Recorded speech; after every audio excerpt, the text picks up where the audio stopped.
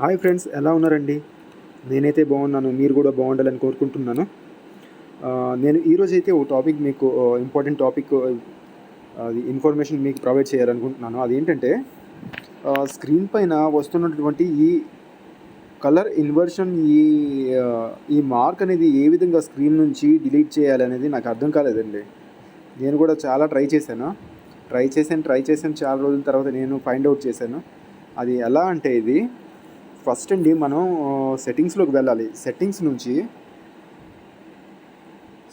నుంచి system settings అనే option ఉంటుంది, అది క్లిక్ చేయాలండి. అందులో ఇంకా యాక్సెసిబిలిటీ అని ఉంది కదా, యాక్సెసిబిలిటీ అది ప్రెస్ చేయాలండి.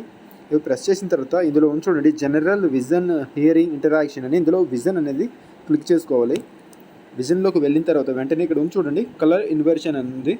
కలర్ ఇన్వర్షన్ ఆఫ్ అని చూడండి, అది క్లిక్ చేయండి. కలర్ ఇన్వర్షన్ షార్ట్ కట్ అని ఉంది కదా ఇక్కడ, కలర్ ఇన్వర్షన్ షార్ట్ కట్. ఈ షార్ట్ కట్ అనేది యాక్సెసిబిలిటీ బటన్ని డిసేబుల్ చేసుకోవాలండి.